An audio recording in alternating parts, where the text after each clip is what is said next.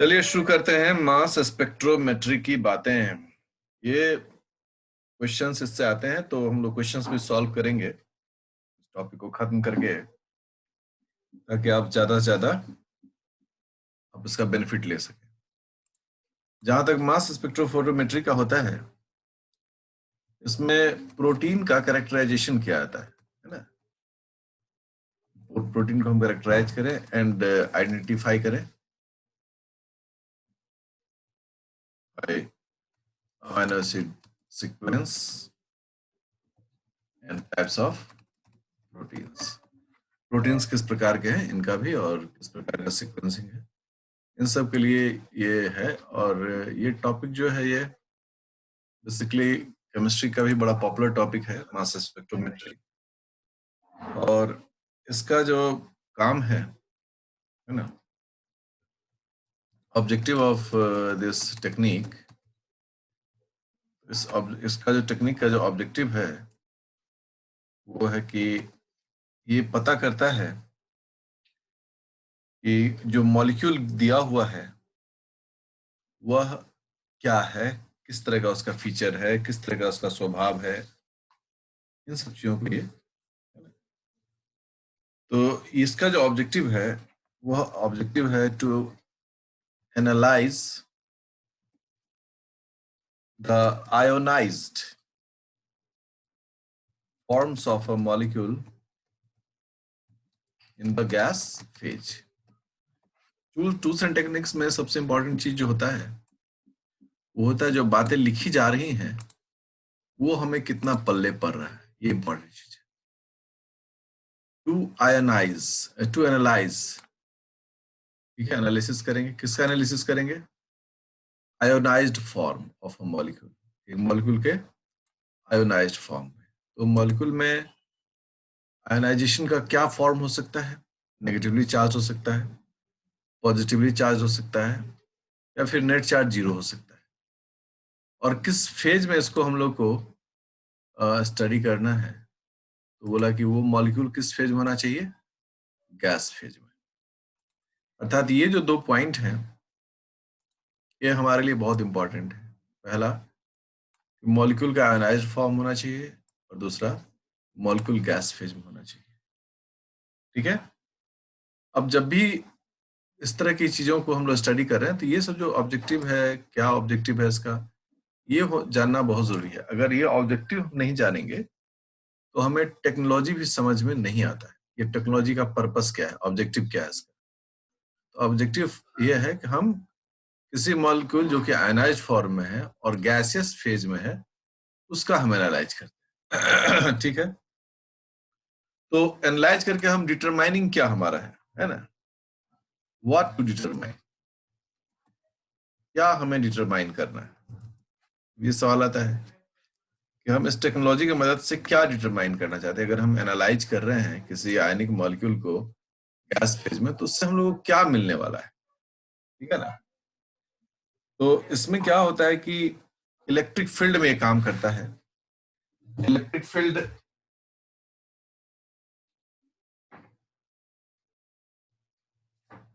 आप सब जानते हैं कि इलेक्ट्रिक फील्ड कैसे डेवलप करता है।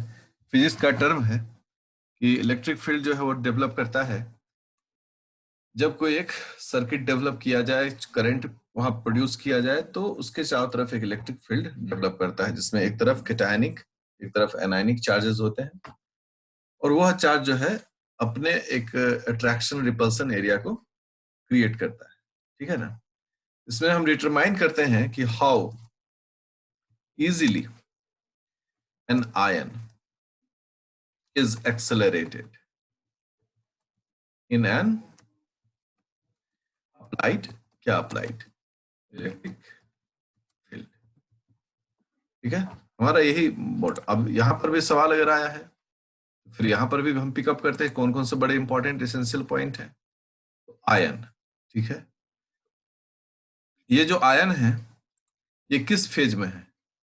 कहते हैं कि आयन जो है वो तो ये हो गया, मॉलिक्यूल हो गया, और ये जो आयन है वह गैस फेज में है। अर्थात कोई भी आयन जिसका स्टडी हम कर रहे हैं उस आयन को किस फेज में होना चाहिए? गैस फेज में।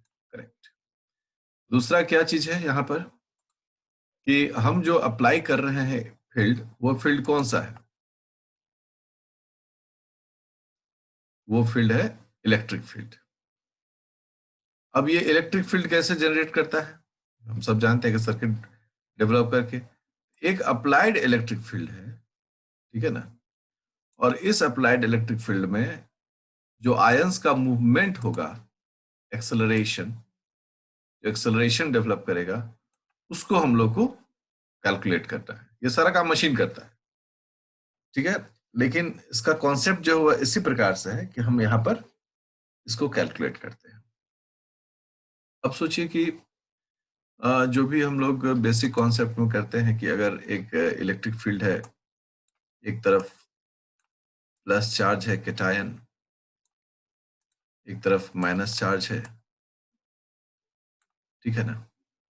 तो इन सब का क्या है? इन सब का अपना एक एक फील्ड डेवलप करता है, ठीक है?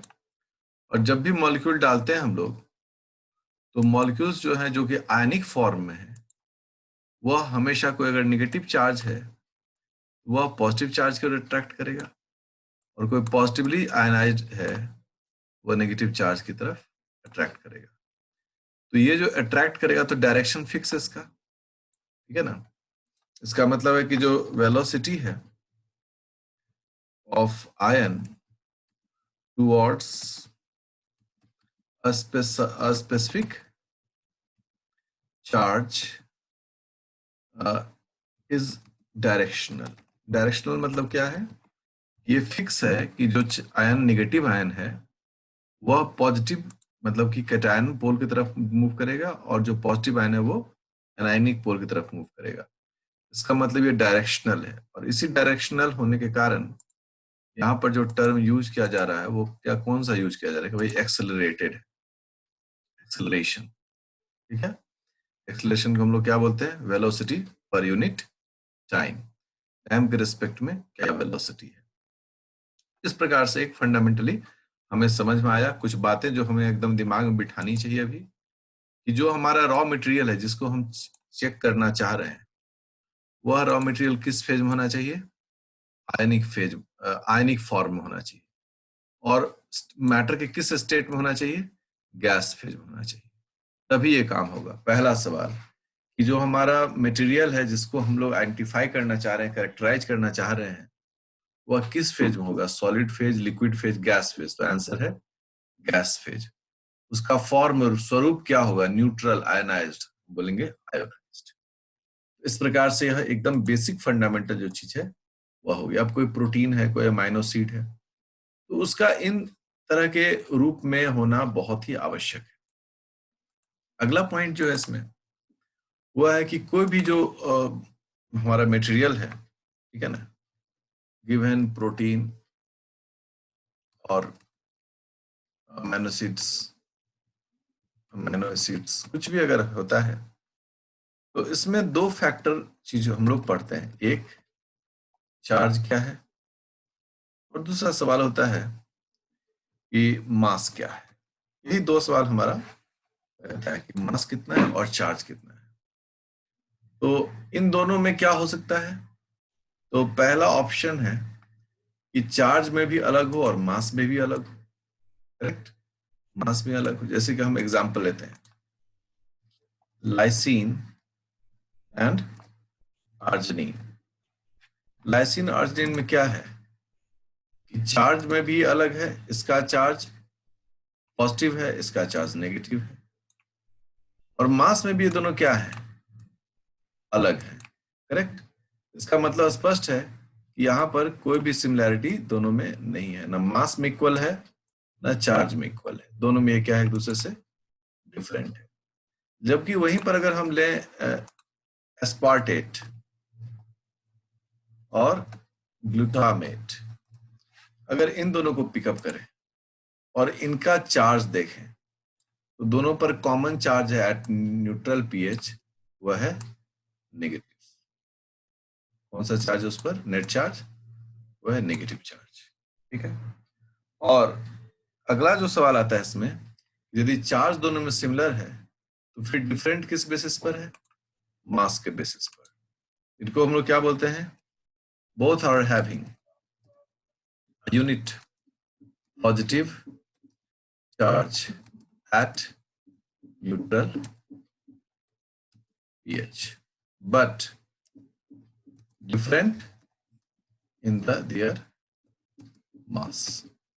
मास में दोनों क्या है? एक दूसरे से अलग है। तो ये जो कॉन्सेप्ट है यह भी हमारे लिए बहुत इंपॉर्टेंट है। जहां पर चार्ज जो है अगर सिमिलर है वहां पर मास में डिफरेंस होना चाहिए, डिफरेंस इन देयर मास, जबकि वो चार्ज में क्या है? Having a unit positive charge, similar positive charge, ठीक है, एट न्यूट्रल pH। तो अगर चार्ज में सिमिलर है तो मास में डिफरेंस है। इसका मतलब है कि हम इस बेसिस पर कैलकुलेशंस को अपने आसानी से कर सकते हैं। इसलिए आप देखिए टर्म जो है यहाँ पर, इस टेक्निक का जो नाम है वो है मास, और यहाँ है स्पेक्ट्रोमेट्री। तो वर्ड का भी तो मतलब हमारे लिए होता है ना जी। मास और स्पेक्ट्रो मतलब क्या हुआ? स्पेक्ट्रम, है ना। तो हम एक स्पेक्ट्रम जो है वो हमारा मास के बेसिस पर रेगुलेट हो रहा है। तो ये जो है यहाँ पर बेसिक फंडामेंटल चीजें हैं। ओके, तो हमारे पास दोनों कंडीशन है, एक जहां पर मास भी डिफरेंट हो, चार्ज भी डिफरेंट हो, और एक जहां पर चार्ज अगर सिमिलर हो तो मास डिफरेंट हो। इस प्रकार से हमारे पास डिफरेंट कंडीशंस अप्लाइड होते हैं, ठीक है। तो अब जो है हम जब इन सब चीजों को पढ़ रहे हैं तो हमें बहुत बारीकी से ध्यान रखने की आवश्यकता है, हमें बहुत बारीकी से ध्यान रखने की आवश्यकता है कि हम अपने कॉन्सेप्ट को दिमाग में बिठाते चले। और जिस कॉन्सेप्ट में बार बार चर्चा कर रहा हूं वो चर्चा ये है कि अगर चार्ज सिमिलर है तो मास अलग अलग होना चाहिए, ठीक है ना। अब क्या है कि एक्सेलरेशन, एक्सेलरेशन किस पर डिपेंड कर रहा है? एक्सेलरेशन डिपेंड कर रहा है कि कौन सा चार्ज किधर जाना चाहता है, ठीक है। जैसे हम इस तरह के दो चार्जेस को यहाँ पर पुट अप करते हैं, ठीक है, और चार्जेस को पुट अप कर रहे हैं यहाँ पर कैटायन और दूसरे पे एनायन। अब ये हमारा इलेक्ट्रिक फील्ड है, ये हम इलेक्ट्रिक फील्ड जनरेट कर रहे हैं, ठीक है, ओके। अब इस इलेक्ट्रिक फील्ड के कारण जो यहाँ पर एक इसका अपना एरिया डेवलप कर रहा है, ठीक है ना, जिसे हम लोग ऐसे घेर, याद होगा सबको, इस तरह से अपना इसका एक एरिया डेवलप कर रहा है, इसका भी अपना एक डेवलप कर रहा है, इलेक्ट्रिक फील्ड डेवलप कर रहा है। तो ये दोनों जो एरिया इस तरह से डेवलप कर रहा है, इसमें जब हम किसी मॉलिक्यूल को डालेंगे, एक्स यूनिट हमारा मॉलिक्यूल है, तो अगर सोचो कि वह एस्पार्टेट है, अगर आप सोचिए कि एस्पार्टेट है तो इसका मूवमेंट किधर बहुत रैपिडली होगा? पॉजिटिव चार्ज, पॉजिटिव हमारा जो पोल है उसकी तरफ। और अगर लाइसिन है तो इसका मूवमेंट किधर होगा? नेगेटिव की ओर होगा, क्योंकि लाइसिन पर at neutral pH positive charge होता है। इस प्रकार से हम अपनी समझ को विकसित कर लेते हैं। हमारा जो बेसिक प्रोटोकॉल है वो हमें इस प्रकार से फॉलो करना चाहिए। तो ये चार्ज हो गया, लेकिन अब इसी जगह पर अगर हम मामला पलट दें और आपको हम कहें कि यहाँ पर जो दो मटेरियल है, एक ये मटेरियल है और दूसरा मटेरियल जो है वो है ये, ठीक है, एक रे मरून है, एक ब्राउन है, और फिर हम बोले कि ये एस्पार्टेट है, क्या है ये? एस्पार्टेट, और उसको बोले कि ये जो है वो है ग्लूटामेट। अब जब हम इस तरह की चीजों को बोल रहे हैं तो सबसे पहले हमें ध्यान किस पर देना चाहिए कि चार्ज क्या है दोनों पर, ठीक है। पहले हमारा सवाल होता है कि चार्ज क्या है दोनों पर। हम लिखते हैं एट न्यूट्रल पीएच, इस पर भी -1 है और ग्लूटामेट पर भी -1 है, ठीक है। इसका मतलब दोनों पर चार्ज सिमिलर है, बट दोनों में डिफरेंस क्या है? हम कहेंगे दोनों में डिफरेंस जो है वह उसके मॉलिक्यूलर वेट में है, मास में है। कैसे? क्योंकि एस्पार्टेट जो है, इसलिए हम हमेशा बोलते हैं कि स्ट्रक्चर हमें अच्छे तरीके से याद रहना चाहिए, क्योंकि स्ट्रक्चर हमको हमेशा मदद करता है कि कंक्लूसिव स्टेटमेंट ड्रॉ करने में। आप सबको याद होगा कि अगर यहाँ पर COO माइनस है, यह जो है वो एस्पार्टेट है, और ग्लूटामेट के लिए क्या है, ग्लूटामेट का भी तो फॉर्मूला हम लोग सबको याद है, इसमें एक CH2 जो है वो ज्यादा होता है। एक CH2 ज्यादा होने का असर क्या है, ऑब्वियसली आपका जो मॉलिक्यूलर मास है वो क्या होगा, चेंज करना ही करना है, कोई उपाय तो है नहीं यहाँ पर। यहाँ देखिए एक CH2 यहाँ पर ज्यादा होगा, और ज्यादा का फायदा क्या होगा कि यहाँ पर ये ज्यादा हैवी होगा। तो ये जो डिफरेंस है दोनों में वो चार्ज पर नहीं है, किस पर है, मास पर है। ओके, तो मास पर है तो एक कार्बन, दो हाइड्रोजन, 12 और 2 14, 14 एटॉमिक मास यूनिट जो है दोनों का, वो डिफरेंस है। अब इस डिफरेंट होने के कारण क्या है कि यदि दोनों को हम एक जगह रख दें, व्हाट विल हैपन, जो फोर्स अप्लाइड होगा दोनों पर, तो एक ही तरह का फोर्स अप्लाइड होगा, क्योंकि दोनों पर, दोनों को नेगेटिव है तो पॉजिटिव तरह जाना चाहिए, और तो कुछ है नहीं इसमें। ओके, लेकिन जो भारी है वह तुलनात्मक रूप से, जिसका हल्का वजन है, जैसे स्पार्टेट का हल्का वजन है, उसकी तुलना में भारी जो है वो थोड़ा सा धीरे एक्सेलरेट होगा। मतलब स्पार्टेट क्विकली एक्सेलरेट होगा, ग्लूटामेट कंपैरेटिवली थोड़ा सा स्लोअर एक्सेलरेट होगा। अगर इससे भी कोई बड़ा मॉलिक्यूल डाल दे और उस पर भी नेगेटिव वन, एक माइनस का चार्ज हो, तो वह भी उसी प्रकार से एक्सेलरेट होगा। ठीक है ना, तो इस प्रकार से एकदम स्पष्ट है कि मास के बेसिस पर ही यहाँ पर सारा खेल हो रहा है। यहाँ जो इन दोनों के बीच में ये मास जो है वह एक इंपॉर्टेंट डिसाइसिव फैक्टर है, इसलिए इस पूरे टेक्नोलॉजी का नाम पड़ा है मास स्पेक्ट्रोमेट्री। किसी को कोई सवाल पूछना है तो अभी सवाल, कितने रेसिड्यू है, यह दोनों हमारे सवाल का हिस्सा है, कितने रेसिड्यू है और कितने प्रकार के रेसिड्यू है। और हमारा ये काम जो है करना है हमें, और रॉ मटेरियल हमें दिया हुआ है प्रोटीन। अब जो चैलेंज है हमारे पास वो भी तो बहुत जरूरी है कि हम चैलेंज को भी तो जाने। क्या चैलेंज है, चैलेंज ये है कि प्रोटीन और peptide can not be formed as formed in gaseous state।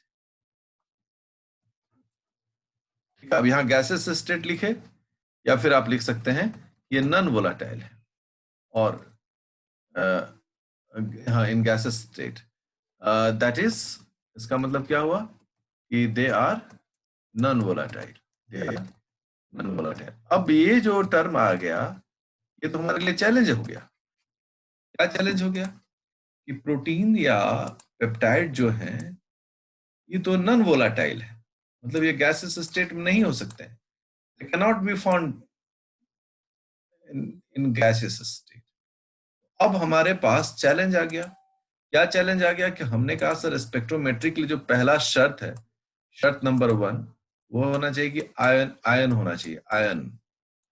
ठीक है, दूसरा शर्त जो था सर वो था कि गैस फेज में होना चाहिए। किस फेज में, गैस फेज में। तो सर इसमें से दोनों में से अगर एक भी गड़बड़ होगा तो मास स्पेक्ट्रोमेट्री पॉसिबल नहीं है, ऐसे समझे। इनमें से अगर एक भी नहीं है, नहीं होता है कि एक नहीं है जो दूसरा है चलो काम चलेगा, इसमें नहीं है, इसमें ये भी होना चाहिए टिक और ये भी टिक, मतलब मैंडेटरी है, दोनों टिक होना चाहिए। प्रोटीन में या पेप्टाइड में चार्ज हो सकता है, आयन हो सकता है, होता भी है, correct, but they can not be found in the gas phase. तो मामला फंस गया। मामला हुआ कि अब कैसे हुआ, तो गैसीय स्टेट में नहीं है तो हमारा तो मटेरियल ही तैयार नहीं है, क्योंकि हम सब जानते हैं कि कोई भी मशीन में कुछ भी डालने से पहले हम लोग को उसके प्रोटोकॉल के आधार पर उसको एक स्टेट में चेंज करना पड़ता है। अगर डीएनए सिक्वेंसिंग कर रहे हैं हम लोग, तो अगर सिक्वेंसिंग के दरमियान में हम डीएनए जो पीसीआर एक्सट्रैक्ट के रूप में डीएनए मॉलिक्यूल्स नहीं निकालें, है ना, और उनका हम लोग जेल वेल ना करें, इमेजिंग ना करें, सिक्वेंसिंग नहीं करें, तो फिर हम, हमारा रिजल्ट नहीं आएगा। तो जब ये समस्या आन पड़ी तो मेथड्स डेवलप किए गए, और दो तरह के मेथड्स जो हैं वो डेवलप किए गए मास स्पेक्ट्रोमेट्री के। बोला कि इस तरह के मेथड से हम काम कर सकते हैं।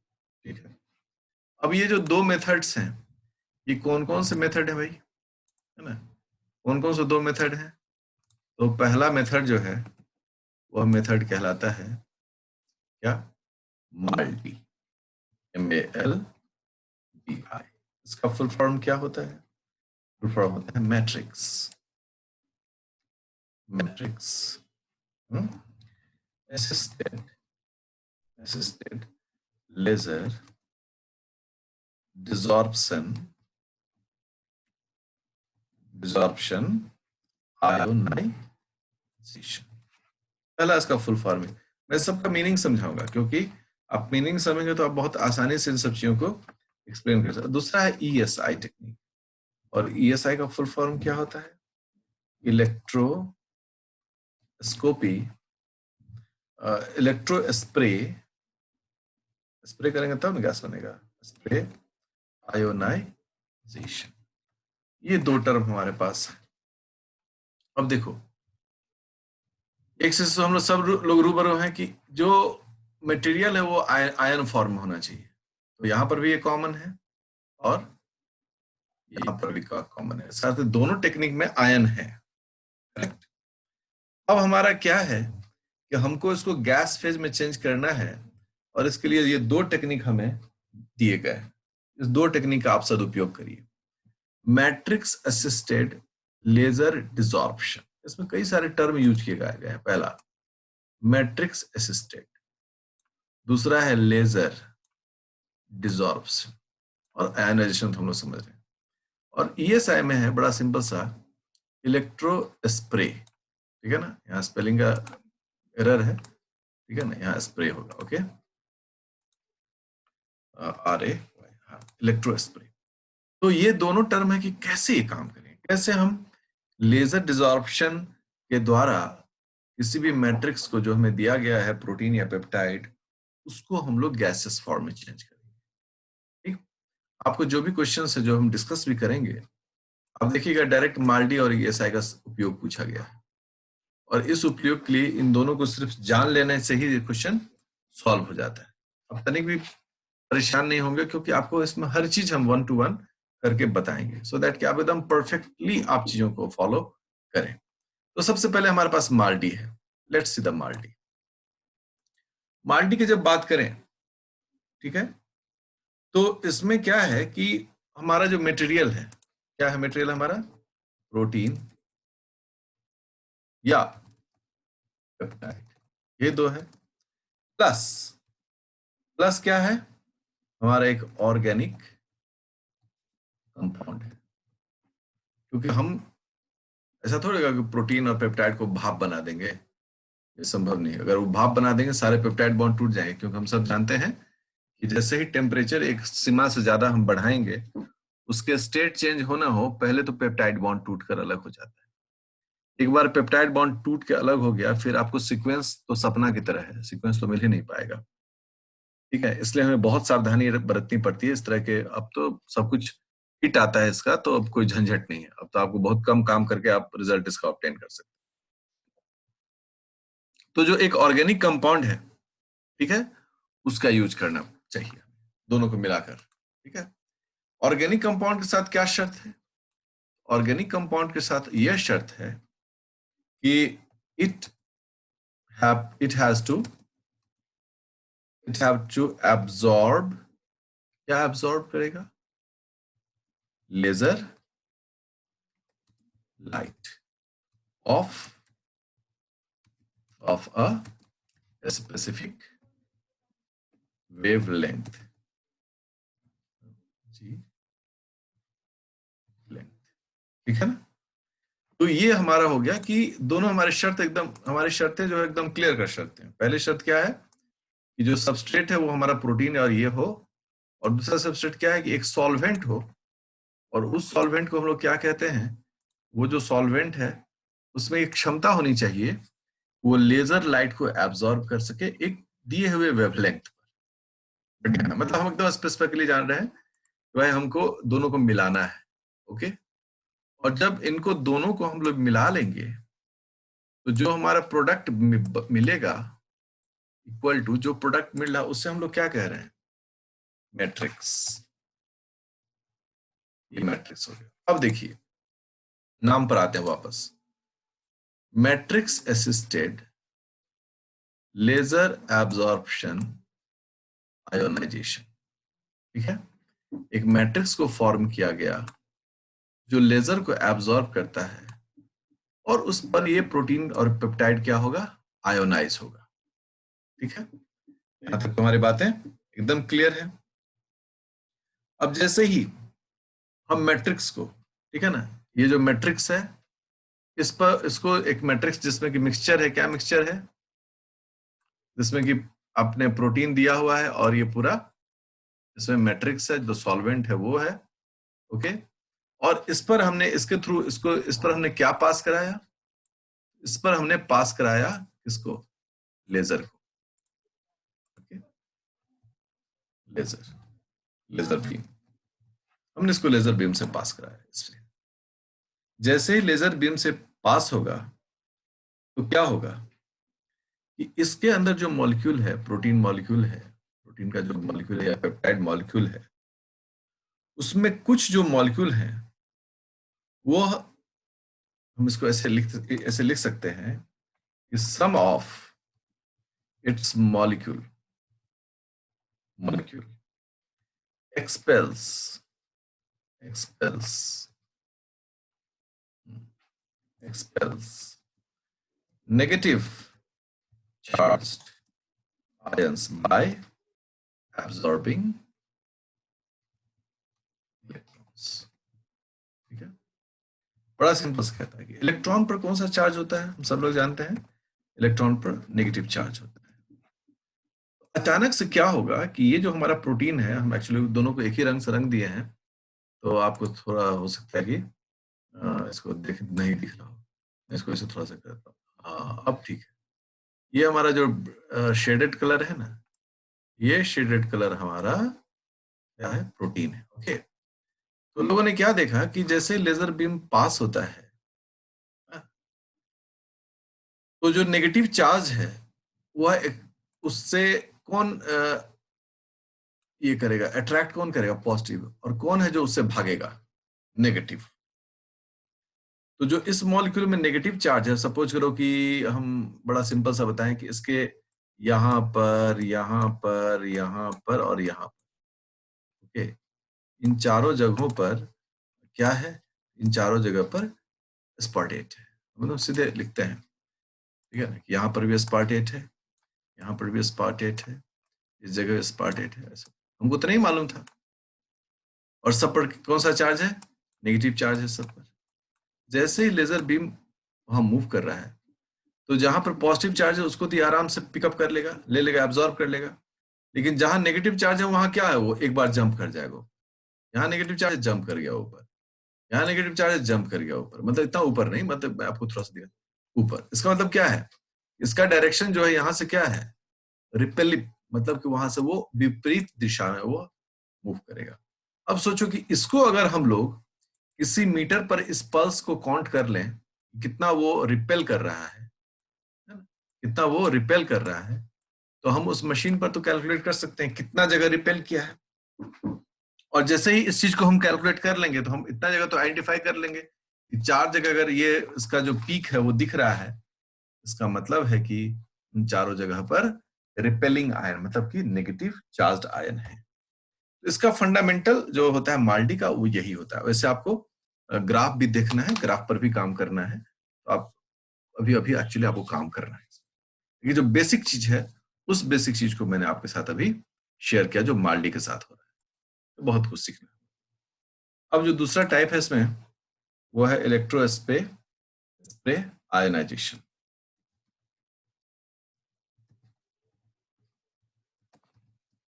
आयोनाइजेशन, ठीक है। अब इस इलेक्ट्रो स्प्रे आयोनाइजेशन को कैसे हम लोग यहाँ पर करते हैं, तो टर्म ही आया स्प्रे। स्प्रे मतलब छींटना। ओके, कैसे छीटेंगे भाई, होली में हम लोग पिचकारी यूज करते हैं, है ना?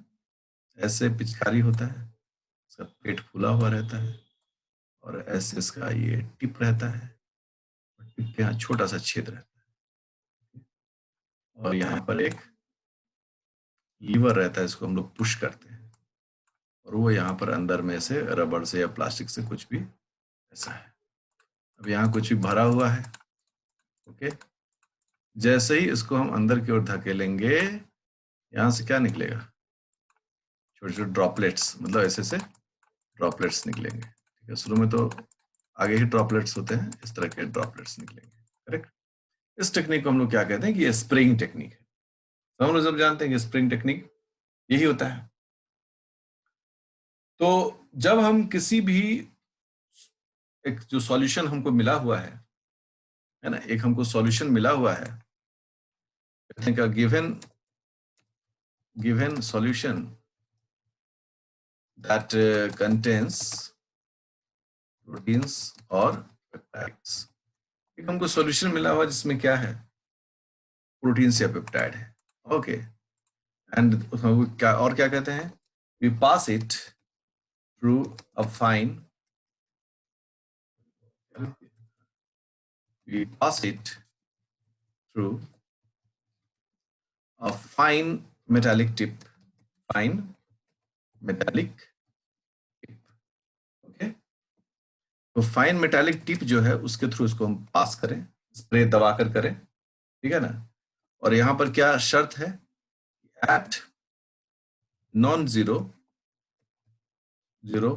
Electric potential. देखो मैं कई बार स्टूडेंट्स को बोलता हूं कि जब भी हम किसी इस तरह के फिजिकल मेथड्स को पढ़ रहे होते हैं, तो हमारे लिए सबसे जो जरूरी चीज होता है कि हम फिजिकल टर्म्स जो है उसको समझते हैं कि नहीं समझते। मेटालिक टिप क्या है, नॉन जीरो इलेक्ट्रिक पोटेंशियल क्या है, पोटेंशियल क्या होता है, कैपेसिटी टू डू वर्क की किसी पॉजिटिव चार्ज को किसी इनफाइनाइट से गिवन पोजीशन पर, ये सब थोड़ी सी बातें जो हैं वो पढ़नी पड़ती है। एक बायोलॉजी के स्टूडेंट को, बायोलॉजी तो ठीक है, बायोलॉजी तुम्हारा कोर्स सब्जेक्ट है, लेकिन हमें केमिस्ट्री और फिजिक्स पर भी दखल होनी चाहिए, ताकि हम जब भी, आप आज के दौर में जो भी बायोलॉजी के स्टूडेंट हैं उनको तो मशीनों का उपयोग करना है, मशीनों के प्रोटोकॉल्स और उसके जो जो फीचर्स हैं उसको जानने हैं, उसके बिना आप लैब में काम नहीं कर सकते, आप अपने रिसर्च के टॉपिक्स को स्टैंडर्डाइज नहीं कर सकते। अगर आप इन सब चीजों से वाकिफ नहीं रहेंगे तो फिर क्या होगा कि हम भागेंगे उस सब चीज से कि भाई ना ही जाने तो ही अच्छा है। तो मीनवाइल अभी उसी सब चीजों को हम लोग यूज कर रहे हैं। अब क्या होता है कि ये जो ड्रॉपलेट्स है, ओके, ये जो ड्रॉपलेट्स होते हैं, ये ड्रॉपलेट्स मतलब हम कह सकते हैं कि जैसे पानी में हवा में भाप होता है, उसी तरह का एक वेपर फॉर्म होता है, ठीक है ना, वेपराइज्ड फॉर्म विथ क्या होता है इसमें, प्रोटीन्स और पेप्टाइड्स, ठीक है ना। तो ये जो चीज है कि ये वेपोराइज्ड होते हैं, जो सॉल्यूशन है वह क्या करता है, इसको अपने साथ इवेपोराइट करता है। जैसे कि हवा है, तो हवा जो है वो air is a gas, is a mixture of gases, इसमें वेपर भी तो है, जो हम लोग ह्यूमिडिटी किसको कहते हैं, तो वेपर भी तो है। वेपर क्या है, पानी का अंश है। अगर हम वेपर को कंडेंस करा दें तो पानी उससे बना सकते हैं। इस प्रकार से स्प्रे इस तरीके से किया जाता है, उसमें जो है प्रोटीन्स या पेप्टाइड जो है वह एक उस वेपर के साथ वो अपीयर करे, करेक्ट। और जैसे ही ये वेपर के साथ अपीयर करे और मशीन के थ्रू जब भी ये पास करेगा, फिर से क्या होगा, होगा ये कि जो नेगेटिव चार्ज है वो एक दूसरे को क्या करेगा, रिपेल करेगा। मतलब फंडामेंटली हमारा इसी सब चीज पर काम करना है। अब यहाँ जो इलेक्ट्रोस्प्रे आयनाइजेशन, इसके काम करते वक्त में जो कौन सा ऐसा इंपॉर्टेंट चीज है जिस पर हमको बहुत बारीक से ध्यान देना चाहिए, जो हमारे लिए बहुत इंपॉर्टेंट और डिसाइसिव है, and that term is called time of flight analysis, ठीक है। इसको दूसरे वर्ड में टॉफ एनालिसिस भी कहते हैं। अब ये जो टेक्निक है, यह टेक्निक इस इलेक्ट्रो स्प्रे आयोनाइजेशन के लिए एक मजबूत कड़ी का काम करता है। नेक्स्ट क्लास में हम लोग इस टॉफ के बारे में पढ़ेंगे। तब तक आप स्टडी मटेरियल से, बुक से उसको पढ़िए और अपने नॉलेज को अपग्रेड करिए। एक दो क्लास लगेगा, इसमें ये टॉपिक ओवर हो जाएगा।